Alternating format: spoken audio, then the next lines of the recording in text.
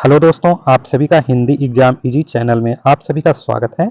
दोस्तों, आपका यह न्यू चैनल है आपके कॉम्पिटिटिव एग्जाम के लिए, हिंदी के लिए। और दोस्तों, यहाँ पर हम सीखने वाले हिंदी वर्णमाला व विराम चिन्ह, और दोस्तों इसमें हिंदी भाषा और मुख्य तत्व भी देखने वाले हैं। कैसे इसका विकास हुआ, कहाँ से ये आया हुआ है, हिंदी वर्णमाला और हिंदी भाषा।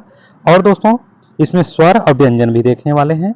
और कैसे कैसे दोस्तों यहाँ पर जैसे हम बताने वाले हैं आप उस तरीके से सीखेंगे तो आप आसानी से इसको याद कर पाएंगे। दोस्तों रटना नहीं है, आपको याद करना है, मतलब माइंड में आपको सेट करना है, जिससे कि और भी आगे जो क्वेश्चन आपको मिलने वाले हैं वो आप आसानी से कर पाएं। और दोस्तों ये आपका डिटेल है, डिटेल में मतलब दोस्तों बताया जाए कि आपको यहाँ पूर्ण रूप से तरीके से बताया जाएगा कि कौन सा चीज क्या चीज होता है। और आपका ये अध्याय 1 लेसन 1 है आपका हिंदी का। दोस्तों आपका ये न्यू चैनल है हिंदी एग्जाम इजी। और दोस्तों आप हमारे चैनल को अपने दोस्तों को भी शेयर कर दीजिएगा, आप भी चैनल को सब्सक्राइब कर लेंगे, वीडियो को लाइक भी कर देंगे दोस्तों। और यहाँ पर जितने भी टाइप के आपके एग्जाम के क्वेश्चन बन रहे हैं दोस्तों, आप यहाँ पर ये दोस्तों कॉम्पिटिटिव एग्जाम के लिए कंपलसरी आपके हिंदी के एग्जाम के क्वेश्चन आएंगे। और यहाँ पर जो डिटेल बताया जा रहा है दोस्तों, यहाँ से भी क्वेश्चन बने हुए हैं। और दोस्तों बेसिक टू एडवांस इसमें क्वेश्चन है दोस्तों, बेसिक टू एडवांस क्वेश्चन आपके एग्जाम के बेस पे इसको तैयार किया जा रहा है, आपके एग्जाम के बेस पर तैयार किया जा रहा है। और अलग अलग जितने भी आपके एग्जाम के हिंदी में एग्जाम हुए हैं दोस्तों, आपके हिंदी के एग्जाम जितने भी हुए हैं, थोड़ा सा इंट्रोडक्शन देने के बाद दोस्तों इसके बाद क्लास कंटिन्यू किया जाएगा। और दोस्तों जितने भी एग्जाम आपको यहाँ पर हुआ है सारे यहाँ पे आपको मिलने वाले हैं। और लेकिन दोस्तों आप यहाँ पर 100 दोस्तों क्वेश्चन कर पाएंगे। मतलब दोस्तों आप इसको थोड़ा सा माइंड में सेट करेंगे जैसे हम बताने वाले हैं। यहाँ से आप स्टार्ट करते हैं दोस्तों, क्या चीज होते हैं वर्णमाला।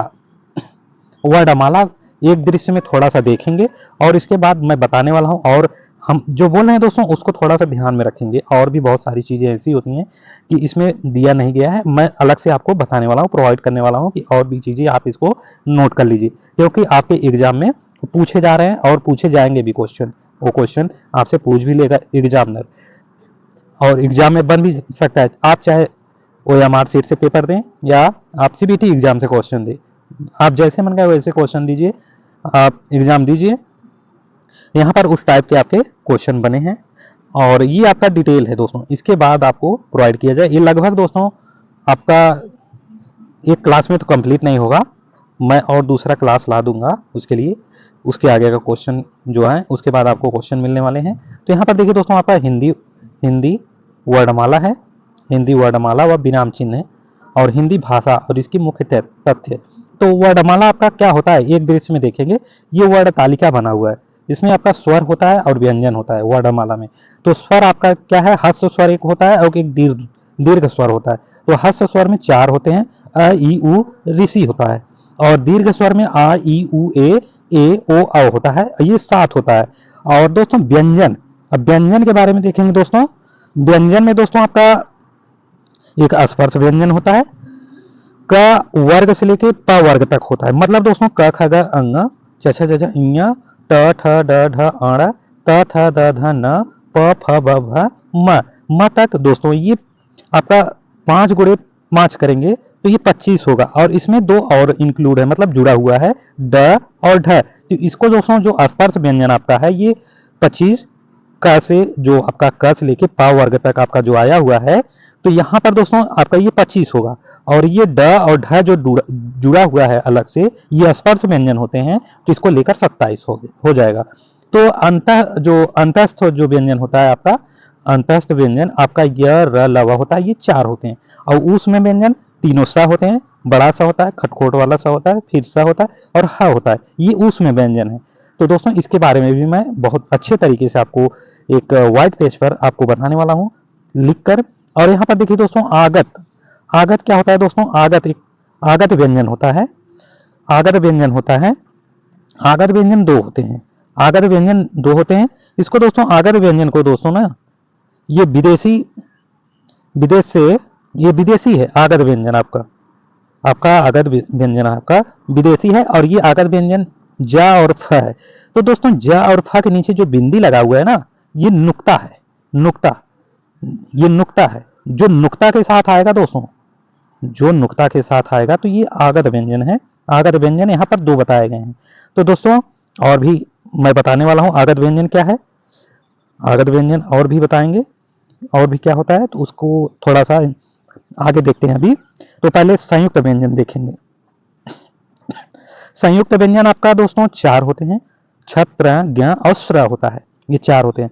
तो दोस्तों आपका 11 जो स्वर होते हैं, आपका 11 स्वर कैसे होते हैं, आपके 11 स्वर कैसे होते हैं, अ ई उ ऋषि, ठीक, आ ई उ ए ओ अ होता है। तो ये 11 आपके स्वर होते हैं। और अंग अह जो होता है आपका, आगे बता रहा हूं दोस्तों, आपका अंग क्या होता है। तो ये आपके हास्य और दीर्घ स्वर मिला के आपका ये स्वर्ग की संख्या 11 होगी। और व्यंजन की संख्या क्या होगी दोस्तों, यहाँ पर देखिए व्यंजन की संख्या 41 होगी।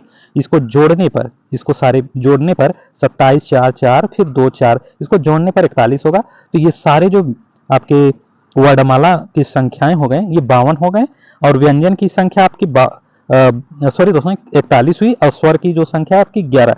और नोट करिए यहाँ पर देखिए दोस्तों, ड और ढ क्या है, उद्दीप्त उच्छिप्त है दोस्तों, सॉरी उच्छिप्त है, और ज और फ आपकी विदेशी है।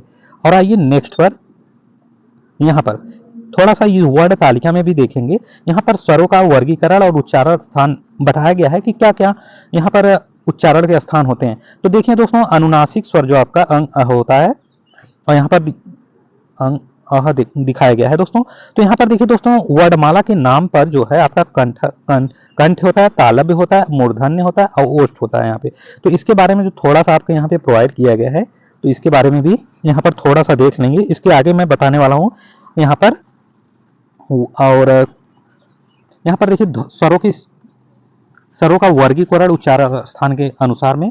तो जो आपके कंठ के होते हैं, आपका कंठ, इसमें ह्रस्व स्वर होते हैं, दीर्घ स्वर होते हैं और निरानासिक और मौखिक स्वर कितने होते हैं, और अनुनासिक स्वर कितने होते हैं। तो यहाँ ह्रस्व स्वर से कितने होंगे और दीर्घ स्वर से, और किससे बोला जाएगा, तो ये कंठ से आपका जो है, जो उच्चारण स्थान आपका कंठ से है। इसमें जो कंठ से आपके आए हुए हैं, आया हुआ है, फिर ये निरानासिक या मौखिक स्वर होते हैं, आ है, और ये अनुनासिक स्वर है आपका, अंग आ होते हैं। और तालब को तालु भी बोलते हैं, जिसे मुंह के जो छत की ऊपर की जो छत, भीतर की जो छत का पिछला भाग होता है आपकी तालु होते हैं। तो ये दोस्तों आपका इसमें ह्रस्व स्वर में आपका जो तालु से बोले जाते हैं आपका ई है, दीर्घ स्वर में बड़ी है, फिर निरानासिक आपकी जो मौखिक स्वर है ई है, और ये चंद्रबिंदी वाली अनुनासिक स्वर है आपकी। तो मूर्धन्य से जो मूर्धा है आपकी, मुंह से भीतर की जो छत की अगला भाग होता है, यहाँ पर कंठ प्लस तालु होती है, कंठ तालब, जिसे यहाँ पर देखिए दोस्तों ऋषि के नाम, ऋषि आपकी ये कंठ तालु से बोला जाता है। और ये कंठ प्लस ओष्ठ, ये कंठोष्ठ है आपका।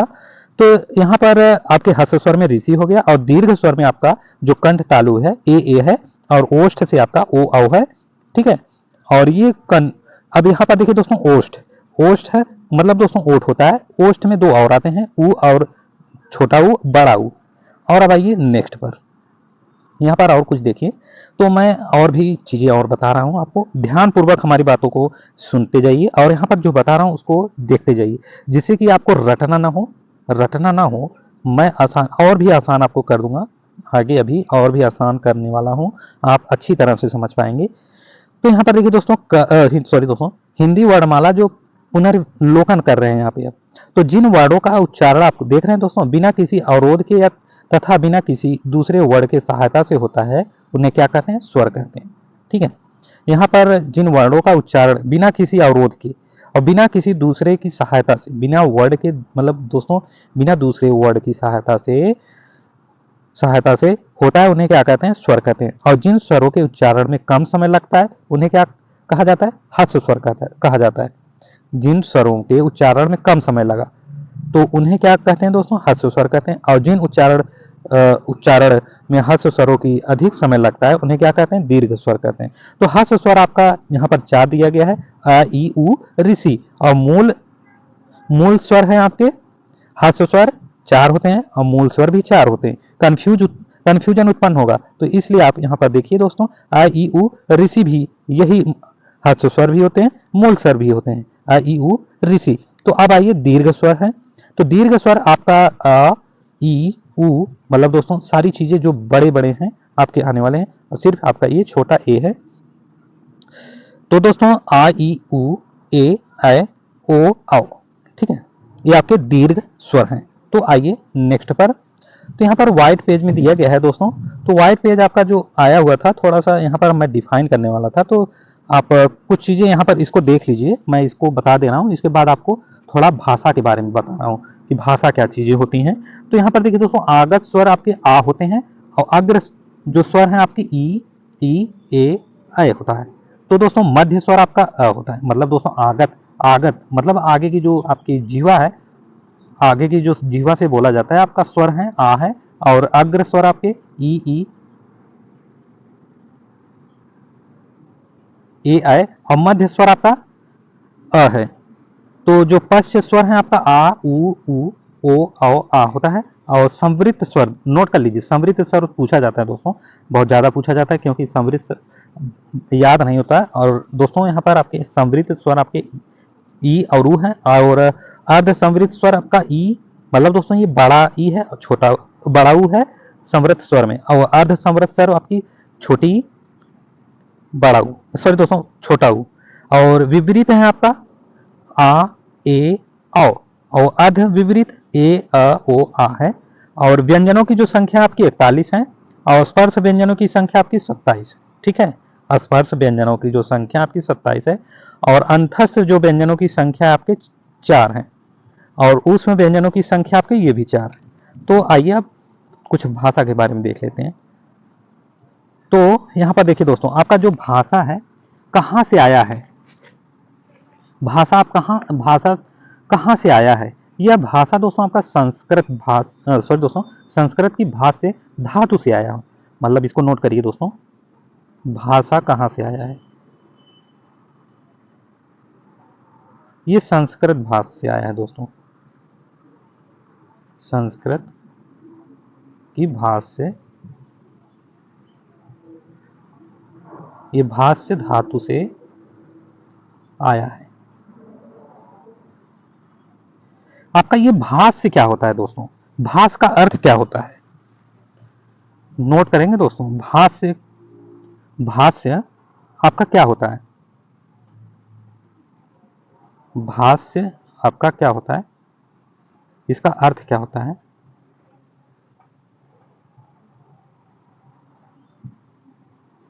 दोस्तों आपका ये बोलना या कहना होता है, कहना होता है। भाष्य का मतलब होता है दोस्तों बोलना या कहना, और धातु बोलना, मतलब पहले भाष्य का मतलब बोलना या कहना होता है, ठीक है। इसको मैं इरेज करता हूं। तो दोस्तों अब धातु के बारे में देखेंगे। मतलब मैंने पहले ही बताया भाषा कहाँ से आया, संस्कृत की भाष्य धातु से आया। तो धातु क्या होता है, आपका भाष्य से पता चल गया, भाष्य आपका कहना या बोलना होता है। और धातु क्या होता है, धातु, धातु नोट करेंगे। धातु वह शब्द है जिनसे क्रिया बनती है, क्रिया बनती है, ठीक है। धातु वह शब्द है जिनसे क्रिया बनती है, जिसे काम या होना या किया जाना है। नोट करिएगा, क्रिया बनती है जिससे काम का होना, इरेज करता हूं दोस्तों थोड़ा, काम का होना या क्रिया जाना, किया जाना है, ठीक है। किया जाना होता है या काम का होना होता है। तो दोस्तों इसका थोड़ा सा एक एग्जाम्पल देख लीजिए, लेख प्लस अक। दोस्तों यहां पर प्रत्यय लगा हुआ है, ये आपका प्रत्यय है। थोड़ा सा इरेज करता हूं दोस्तों, ये आपका लेखक जो आपका है, लेख प्लस अक। तो दोस्तों ये आपका जो अक लगा हुआ है ये आपका प्रत्यय है, प्रत्यय जोड़ा गया है। तो दोस्तों इसमें प्रत्यय जोड़कर आपकी जो किया जाना है, काम होना है, ये दोस्तों जिससे काम का होना या किया जाना आपका होता है। तो इसमें प्रत्यय लगने के बाद आपका क्या हो जाएगा, लेखक हो जाएगा, ये आपका लेखक हो जाएगा दोस्तों।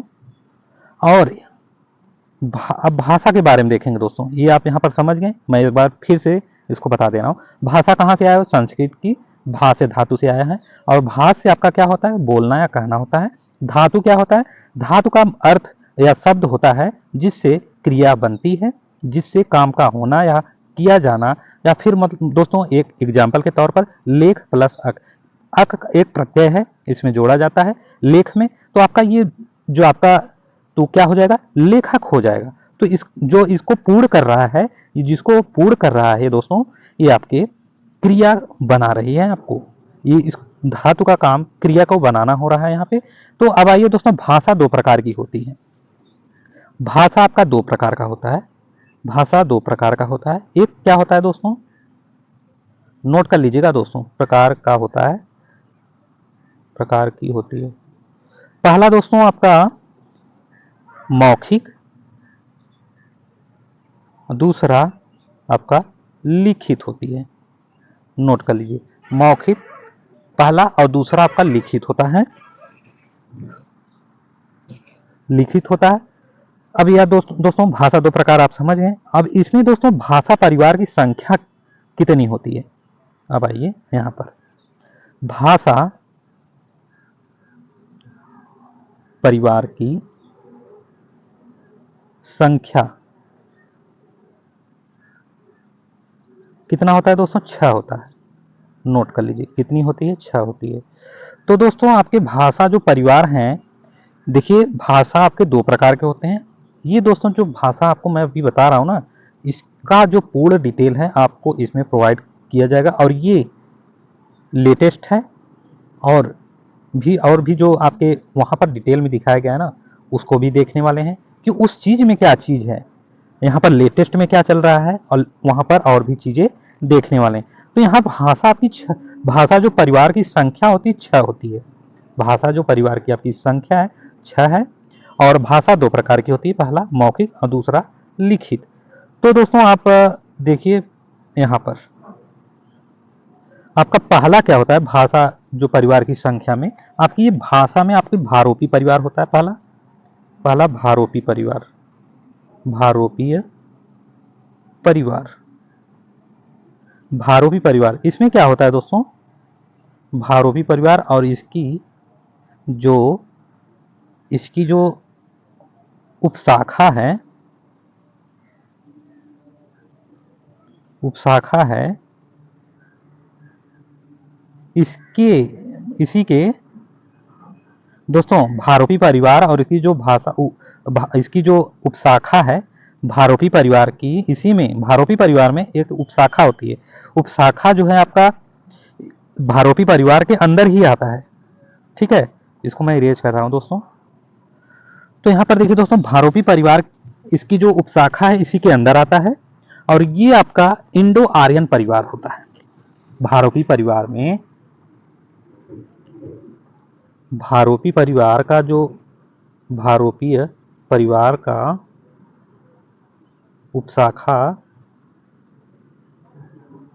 उपशाखा इंडो आर्यन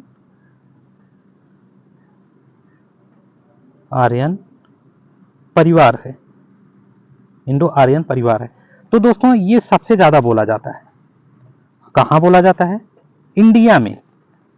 इंडो आर्यन परिवार सबसे ज्यादा बोला जाता है। भारोपी परिवार है आपका, और इसकी जो भारोपी परिवार में ही उपशाखा आती है। ठीक है, ये इंडो आर्यन परिवार है और सबसे ज्यादा बोला जाता है कहां? इंडिया में। इंडिया में नोट कर लीजिए, सबसे ज्यादा, इसको नोट कर लीजिएगा दोस्तों। मैं और भी बताने वाला हूं तो कंफ्यूजन उत्पन्न होगा, तो मैं क्लियर करने की कोशिश करेंगे आपको। तो सबसे ज्यादा बोला जाता है दोस्तों, यहां से एक भी क्वेश्चन आपको बाहर नहीं जाएगा, सारे क्वेश्चन आपको यहीं मिलने वाले हैं। ये इंडिया में आपके एग्जाम के क्वेश्चन यहीं पर सारे मिलने वाले हैं, जो आप आसानी से एग्जाम के क्वेश्चन कर पाएंगे। तो 78.05 मतलब दोस्तों 78.05%, ये दोस्तों इंडिया में बोला जाता है। ये भारोपी परिवार का इंडो आर्यन परिवार, जो ये भारोपी परिवार का उपशाखा है। और दोस्तों अब आइए दूसरा, नोट कर लीजिएगा दोस्तों, ये सबसे ज्यादा उपशाखा इंडो आर्यन भारोपी परिवार में इंडिया में सबसे ज्यादा बोला जाता है 78.05%। ये दोस्तों लेटेस्ट आपके। अब आइए दूसरा, दूसरा नोट करिए, आपका दूसरा आपका द्रविड़, द्रविड़ भाषा परिवार है, द्रविड़ भाषा परिवार है। और ये दोस्तों आपका 1968% ये दोस्तों साउथ इंडिया में ज्यादा बोला जाता है। द्रविड़ भाषा आपके 19.68% आपके साउथ, नोट कर लीजिएगा दोस्तों, साउथ इंडिया में बोला जाता है। साउथ इंडिया में सबसे ज्यादा बोला जाता है दोस्तों, साउथ इंडिया में ये ज्यादा बोला जाता है, बोला जाता है। ठीक है दोस्तों, अब आइए तीसरा आपका परिवार क्या है। भाषा परिवार की संख्या में आपके दो हो गए, भारोपी परिवार। भारोपी परिवार का एक उपशाखा होता है जो इंडो आर्यन परिवार है, ये इंडिया में 78.05% बोला जाता है। और दूसरा आपका द्रविड़ भाषा परिवार है जो 19.68 मतलब 68 नहीं बोल सकते, 68 बोल सकते हैं दोस्तों, दशमलव के बाद 68 पढ़ते हैं, इसलिए दोस्तों 19.68% ये साउथ इंडिया में ज्यादा बोला जाता है, द्रविड़ भाषा परिवार। अब आइए आपका तीसरा जो है ये ऑस्ट्रो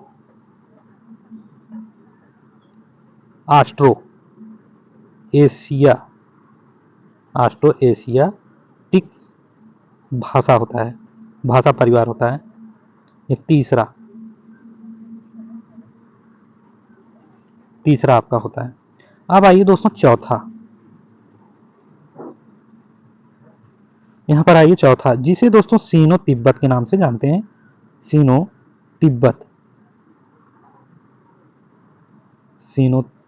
तिब्बत भाषा परिवार आपका ये चौथा है। अब आइए दोस्तों पांचवा आपका है दोस्तों टाई कड़ाई परिवार। ठीक है दोस्तों, टाई कड़ाई परिवार ये आपका पांचवा है, आपका ये पांचवा है दोस्तों, टाई कड़ाई परिवार। अब आइए दोस्तों छठवां क्या है आपका, कौन सा छठवां परिवार है, ये ग्रेट एंड मानिक परिवार होता है दोस्तों, इसको नोट कर लीजिए, ग्रेट एंड मानिक परिवार ये आपका छठवां। और दोस्तों और कुछ क्वेश्चंस और नोट करिए, विश्व में सबसे ज्यादा बोली जाने वाला भाषा कौन सा है दोस्तों, आप नोट कर लीजिए 6, मैं फिर से बता दूं 6। पहला आपका है भारोपी परिवार जिसकी उपशाखा इंडो आर्यन परिवार है, ये इंडिया में 78% बोला जाता है, 78.05% बोला जाता है। दूसरा आपका द्रविड़ भाषा परिवार है जो 19.68% बोला जाता है, ये कहाँ बोला जाता है सबसे ज्यादा दोस्तों, ये साउथ इंडिया में ज्यादा बोला जाता है। और तीसरा आपका ऑस्ट्रो एशियाटिक भाषा परिवार है। और पांचवा आपकी है चौथा आपका सीनो तिब्बत भाषा परिवार है। और पांचवा आपका टाई कड़ाई परिवार है। और छठवां ग्रेट अंडमानिक परिवार है। और दोस्तों विश्व में सबसे ज्यादा बोली जाने वाला भाषा कौन है, विश्व में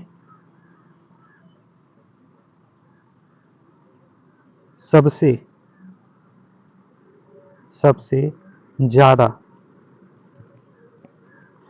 ज्यादा बोली, दोस्तों यहां पर टाइम लगेगा लेकिन आपको याद करने की कोई ज़रूरत नहीं पड़ेगा, आप आसानी से यहाँ से कर पाएंगे। जाने वाली भाषा दोस्तों जिस तरह से मैं बता रहा हूँ ना, इस तरह से अभी कोई, यहाँ पर देखिए दोस्तों विश्व में सबसे ज़्यादा बोली जाने वाली भाषा आपका क्या है, मंडारिन है। मंडारिन आपका है मंडारिन दोस्तों, ये विश्व में बोला जा रहा है, इंडिया की बात नहीं हो रहा है, पूरे विश्व का बात हो रहा है दोस्तों। भारोपी परिवार में आपकी इंडिया होती है लेकिन यहाँ पर विश्व की बात की जा रही है। ठीक है, विश्व में सबसे ज्यादा बोली जाने वाली जो भाषा आपका मंडारिन है, मंडारिन बोली जाती है। ये मंडारिन क्या चीज़ होता है दोस्तों? ये कौन सी भाषाएं हैं आपकी मंडारिन बोली जाती है? मंडारिन, मंडारिन आपकी कौन सी भाषा है दोस्तों? ये चाइनीज भाषा है, इसको नोट कर लीजिए। मंडारिन आपकी चाइनीज भाषा है, चाइनीज भाषा है, नोट कर लीजिए। मंडारिन आपकी चाइनीज भाषा है दोस्तों, नोट कर लीजिएगा। इस सबसे ज़्यादा विश्व में सबसे ज़्यादा चाइनीज मंडारिन भाषा बोली जाती है। और उसके बाद आपका क्या आता है? उसके बाद आपका स्पेनिश बोली जाती है। इसके बाद स्पेनिश बोली जाती है, इसको नोट कर लीजिए। स्पेनिश बोली जाती है, इसके बाद अंग्रेजी, फिर इसके बाद हिंदी, फिर इसके बाद बंगाली। बंगाली विश्व की बात हो रही दोस्तों, यहाँ पे विश्व में सबसे ज़्यादा बोली जाने वाली आपकी मंडारिन बोली भाषा होती है, और ये चाइनीज चाइनीज भाषा है। उसके बाद तब स्पेनिश बोली जाती है, फिर उसके बाद अंग्रेजी, फिर हिंदी, तब बंगाली बोली जाती है। अब आइए नेक्स्ट पर। नेक्स्ट क्या कहा जा रहा है? भारत में सबसे ज़्यादा बोली जाने वाली भाषा नोट करिए। भारत में, स्पेशली भारत में कौन कौन सी भाषा बोली जा रही है सबसे ज़्यादा? सबसे ज़्यादा, ये दोस्तों आपके एग्जाम के क्वेश्चन है, नोट कर लीजिए। क्यों बता रहा हूँ दोस्तों? क्योंकि ये अलग अलग एग्जाम में पूछे गए क्वेश्चन है, और ये आपके डिटेल में प्रोवाइड किया जा रहा है। बोली जाने वाली जो भाषा है आपका, पहला आपका हिंदी है, मैं इसको इरेज कर दे रहा हूँ। आपका पहला हिंदी है, हिंदी। उसके बाद बंगाली, इसके बाद मराठी, मराठी, मराठी, फिर आपका तेलुगु है, तेलुगु, तेलुगु, फिर इसके बाद आपका तमिल है। ये दोस्तों आपका पहला क्लास है। मैं आपसे रिक्वेस्ट कर रहा हूँ दोस्तों, आप अपने दोस्तों को भी शेयर कर दीजिए। और यहाँ पर आपको हिंदी के क्वेश्चन, हिंदी के डिटेल, और भी जितने भी आपके एडवांस क्वेश्चन बन रहे हैं दोस्तों, और जितने भी टाइप के आपके क्वेश्चन एग्जाम में पूछे गए हैं, और भी न्यू क्वेश्चन जो बन रहे हैं, आपको इस चैनल के माध्यम से आपको प्रोवाइड किया जाएगा।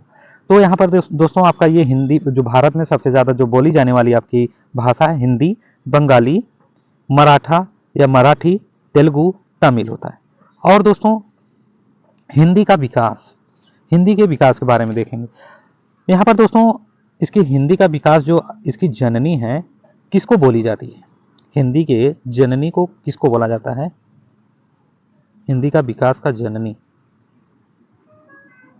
दोस्तों, ये विकास का जो जननी है,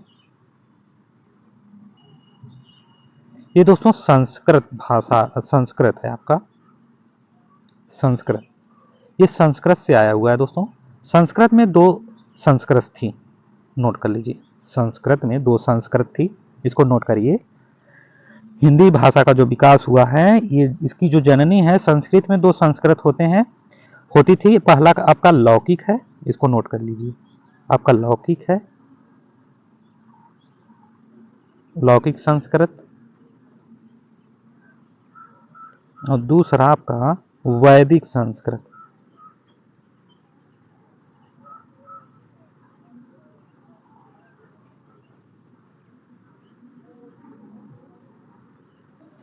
और दोस्तों संस्कृत में क्या निकलती थी?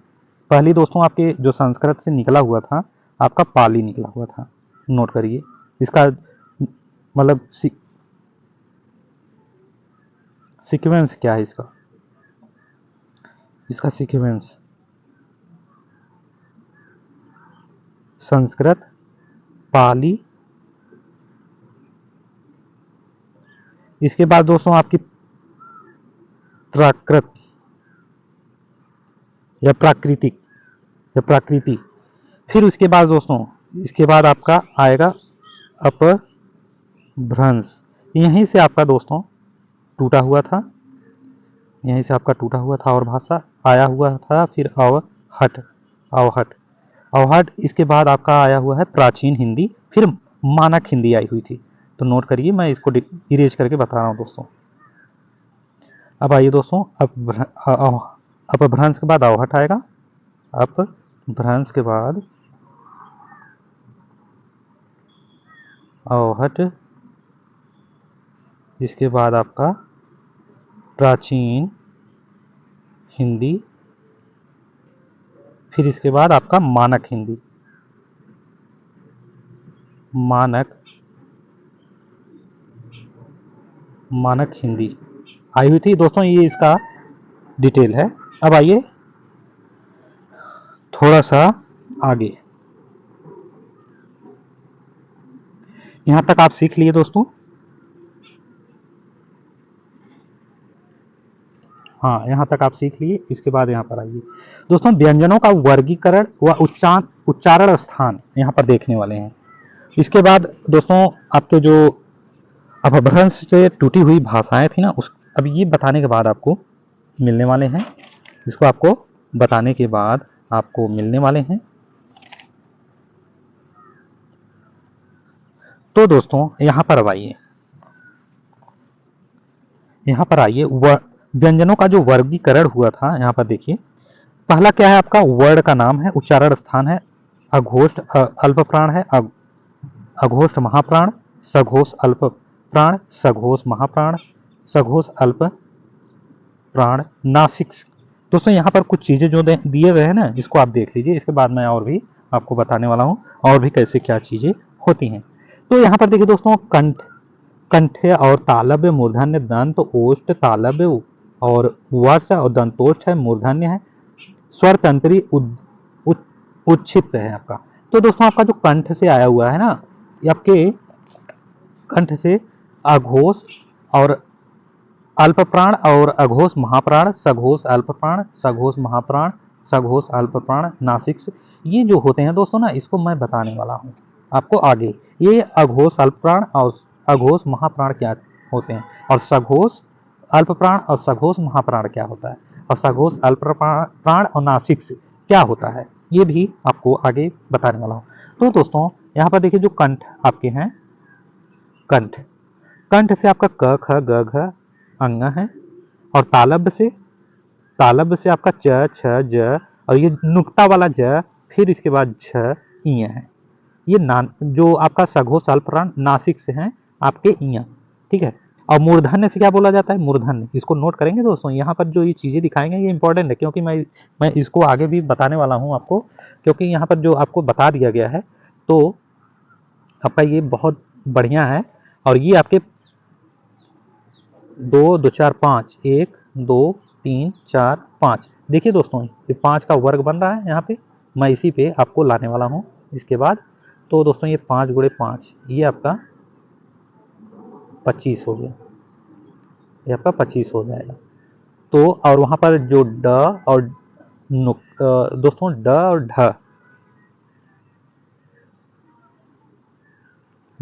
ढ जो आया हुआ था, ड और ढ जो आया हुआ था आपका, जो 2 प्लस होके 27 हुआ था, 27 हुआ था आपका व्यंजन में।